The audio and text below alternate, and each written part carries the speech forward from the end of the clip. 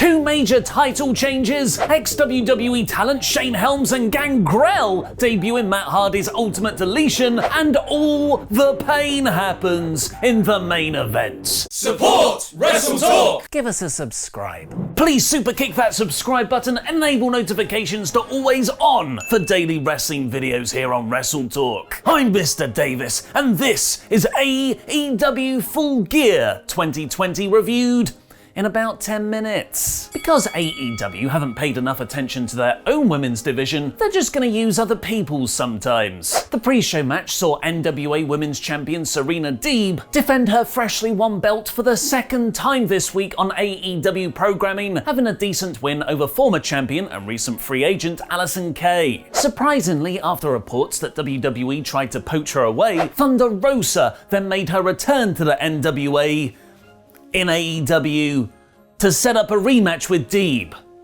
for the NWA title, probably on Dynamite. I'll just settle in with my Beer 52 brewski for the main show, likely with a fun little opener between John Silver and Orange Cassidy, or maybe even the ultimate oh my god, it's Hangman Page versus Kenny Omega. I'm not prepared. Everything in this #1 contendership tournament final was perfect. From Kenny's even more over-the-top entrance, which specifically had Justin Roberts announce his 8 more years of experience than Hangman Page, to Impact Wrestling's Don, did I mention I came up with Omega versus Jericho at Wrestle Kingdom Callous on commentary? Even though this complex narrative arc has been going on for the whole year, this chapter was beautifully simple. These two men know each other inside out. It was reversal sequence after reversal sequence. Anything you can do, I can do better. Tiger Driver 98, Dragon Suplex no cells, pop-up power bombs on the stage, but that's the hardest part of the carpet. But ultimately, Page wasn't good enough yet again. Kenny countered a buckshot lariat into a V-trigger and hit the one-winged angel to win. Omega never looked at Hangman after winning, even when he walked to the back. He's done with him. He wants to move on. Whereas Page looked utterly dejected. They never really imploded. They never went full gear. Title of your paper. Oh no, wait, that is the title of the pay-per-view. Because what was really astonishing here was the restraint. This is their first match against each other in AEW, and it came about through a tournament, not through any blood feud beef. They managed to strike that balance of having an incredibly exciting, close-fought match full of character tension and story, while still leaving plenty in the bank for their future feuding. It was a near impossible in-ring wrestling match to follow, so AEW ingeniously played to one of their key strengths next: variety. Orange Cassidy beat John Silver in a comedy match where even the comedy wrestlers are bloody fantastic workers. While Cassidy and Silver are comedic characters, their actual wrestling is top-notch, particularly Silver, who has gotten over massively with his impressive strength and lightning speed kicks. But Rhodes, where we're going, well, we actually need Rhodes. Let's call Cody by his full name again. Cody came out with his increasingly large Nightmare Family faction, presumably a loophole to get around single household gathering restrictions, announced for the first time in AEW as Cody Rhodes, after winning a trademark battle for it against WWE this week. And he celebrated by doing what he does best: putting over new stars. Because 18 months after he was taken to a time limit draw at Fyter Fest 2019, Darby Allin finally beat him and became the new TNT champion. The story was again fantastically told, with Cody's arrogance underestimating Darby. Arn Anderson would yell at him to stay focused, which played into an integral part of the match. Cody hitting a top rope crossroads. Yes, that was as insane as it sounds, but making a pin with Darby's arm under the ropes. He could have won it there if he was paying more attention. A few sequences later, Darby won with a roll-up. Just when you feared he might turn, Cody instead took the respectful route, presenting the TNT title to Allin on one knee, properly putting Darby over rather than the heat getting lost in an angle. And then they did an angle anyway, but there was enough time left in between, so it actually worked really well. Team Taz jumped Darby and Cody and were eventually chased off by Will, not Luke, Hobbs, reminding you just how exciting AEW's midcard is, especially with the brief tease of Brian Cage and Ricky Starks holding the belt at the same time. Shida and Nyla Rose went right into Full Gear at Full Gear, hoping to make up for the almost complete lack of build with intensity from the start. And it worked. because as they do in pay-per-view after pay-per-view, the women's division consistently has great matches. It's the weeks of being sidelined on Dynamite that's the problem. If only they could start doing proper women's stories there again. Oh no! God damn it, Vicky. Shida and Rhodes had a brilliant final sequence based around them both trying to hit Shida's finish, but Vicky's interference really sucked out the momentum. Shida won with a bunch of knees shortly after, and then Vicky slapped Nyla. The Young Bucks and FTR also didn't have the best build on Dynamite, but they went on to have the match of the night. They say the basis of all drama is character and conflict, and those two fundamentals were embedded in every facet of this match, from the opposing ring attire of the Bucks representing the LA Lakers and FTR wearing the Boston Celtics colours, sports, to Matt's injured leg versus Dax's injured fist where he punched the ring post, to a battle of wrestling philosophy itself. In the FTR corner, we have ring psychology, ground and pound, with literal fists, and 80s wrestling. In the Bucks corner, we have high spots, literal flips, and 90s wrestling, with them paying tribute to both the Dudleys and Hardys at one point. It really was fists versus flips, with each team's own career rivalries peppered in too. In two excellent callbacks to the Revival series with DIY, FTR hit meet in the middle, and in the most emotional spot, Dax and Cash reached out for each other's hands, while Matt and Nick had them in dueling sharpshooters. The match had twists and turns, near fall after near fall, but the downfall came when one team betrayed their ideology. Cash impossibly went for a flip, with the fridge of a man he is somehow hitting a springboard 450. He missed, and Matt hit a super kick with his injured leg to win. And as if that wasn't enough, Omega ran down to celebrate with them while Paige watched on from the entrance tunnel. The feels. FTR only got a 2-month reign, but this is far from over, and it's made me even more excited for their next clash.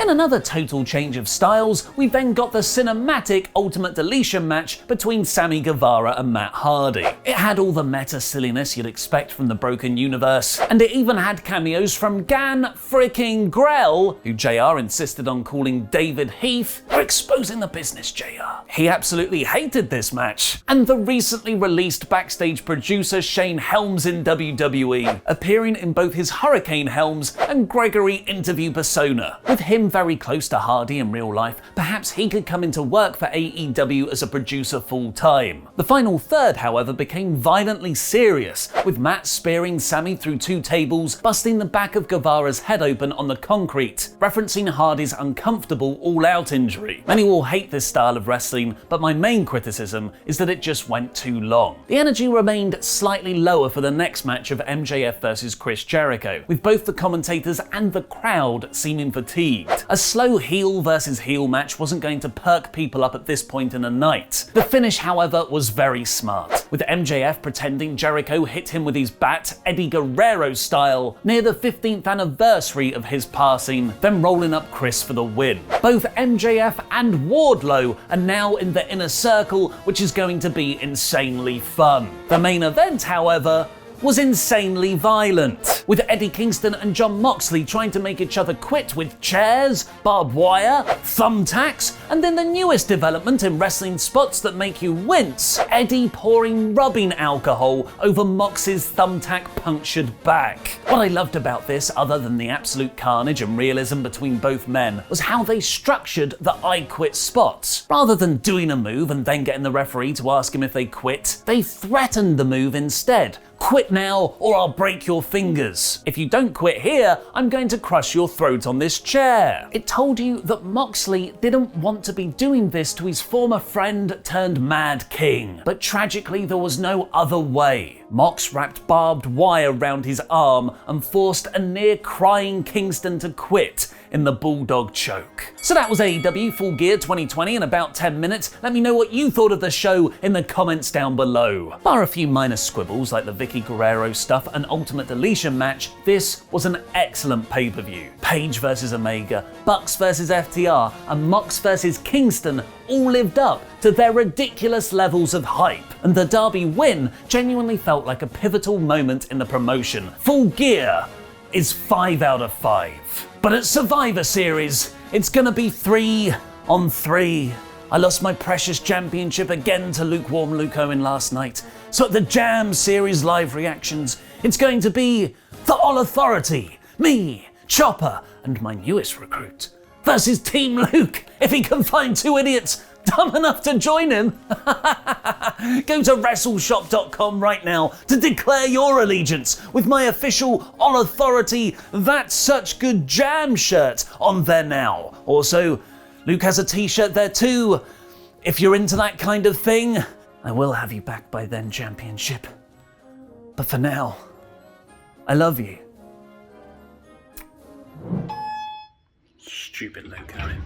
Stupid Luke Owen and all these stupid followers. Gonna put this in a goddamn Uber. Oh god, I'm gonna miss you, championship. Oh god, stupid Luke Owen. Stupid Luke Owen. I'm gonna get him back though. I'll have you back, championship. From that stupid Luke Owen. He doesn't care about you. He doesn't care about any of you. Look at his stupid big idiot face. I'm just muttering around, walking through my flat, my block of flats, saying this. Stupid Luke Owen. Look, I can't believe I'm doing this on a Sunday morning, handing over the championship to this piece of trash. Goddamn piece of trash. No security door. Can't believe I'm putting this in an Uber. Fucking 10:15. Ugh. Can't believe I've got to do some recycling first of fancy tin tomatoes. Always got to recycle. I'm not a madman. Now I'm just walking around in public with this championship belt. I feel like a crazy man, but not as crazy as Luke Owen. Luke Owen's a crazy son of a bitch. Oh god, there's people out here that are looking at me, but I don't like it. I don't like it one bit. I'm gonna get you, Luke Owen. I'm gonna get you when this Uber gets here. I'll lick the championship. Try sanitizing that. 1 hour later. I have been told that my championship has arrived. Goldie has come home. So let's go find where this guy is. Here it is. That's very well, thank you very much. Right, let's just unhook this guy here. Okay. Thank you very much. The championship has come home, ladies and gentlemen. Goldie is back where it belongs. The champ is here. Watch our AEW Full Gear live reactions by clicking the video on the right. And is WWE giving up on Big E already? Click the video below that to find out what happened on this week's SmackDown. I've been Mr. Davis. No longer your Jam That Champion. For now. That's such good jam.